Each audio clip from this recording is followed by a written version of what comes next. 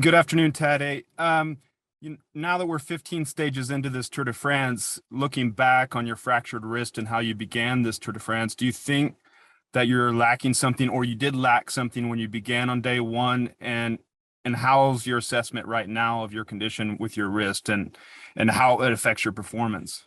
Yeah, I did like some racing before, and now, yeah, after 2 weeks of Tour de France, I don't think this matters anyway.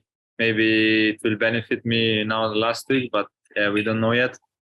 But yeah, it's not comfortable the wrist still. So Hmm. yeah, uh, you don't pedal with the wrist, so the legs are good. So that's the most important thing. And yeah, I'm happy where I am, and we will see after the tour how is the wrist, and maybe take some rest after, or we see. Yeah, last year I was really far behind, and I maybe was yeah, wanting too much, and then it's just yeah, doing stupid moves. But this year a bit more controlled. I was not so far behind time wise, and then yeah, I was not just throwing all the bombs at once, but maybe try to one time and do it really 100% to gain a few seconds back. But yeah, it's a bit different situation compared to last year. It's a bit more controlled. The profile wise, Wednesday is the hardest of this tour, but yeah, depends on what the riders want to do on the stage 20. I think this can be the hardest stage of the tour in the end. But yeah, we will see how the situation will be.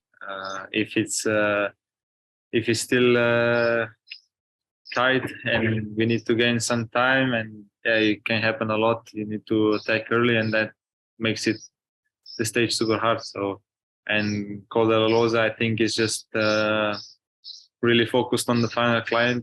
You get a lot of climbing before, tired legs, and then it's just this the last climb. It's super hard, and yeah, I think it's gonna be both stages gonna be super hard. I think also can be psychological war, but I don't. I think not so much. I think everybody focus on themselves all the time and try to do their own thing, try to do their own race, and yeah. As I see, Jonas, he's pretty good, pretty good in the bunch. He don't look too nervous, and uh, I think he's really strong this year, and we'll see. We'll see. I think it's gonna come down to the legs this year. I don't know. I like the feeling better on the bike when I'm without the gloves, but we all know that gloves are quite important in bike racing. It's yeah, if you crash and you scratch your hand, it's not nice. It's really painful, and not easy to heal the wounds on your palm. So yeah, I would prefer to ride all the time without the gloves, but it's just for the just in case. I don't have any way to reduce stress or something. It's just the way you need to live with. It's part of the sport to be a little bit under the stress, and I think everybody have the same. Or you're 10 seconds behind or not, it's still quite stressful coming into third week. A lot of yeah, following the schedule every day, following the attacks every day in the race, doing crazy stages, and yeah, it's stress that everybody need to go over, and yeah, it's I don't have any method to reduce it, but it's just the way it is. And just to follow up on that, I mean, this is the closest Tour de France in years, 15 days in, and you've made differences, but they've been minor. And yesterday in Saint-Gervais, we didn't see any differences at all. Do you have a different strategy how you're going to approach the next road stages, Col de la Loze and then Les Marques after the time trial?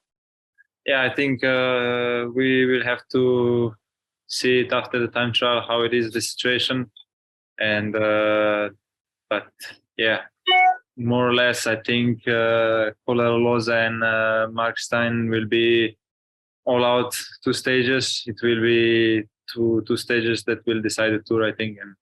And yeah, we just will have to wait and see. I think it's gonna be very interesting. Third week, last week, and a couple of these stages.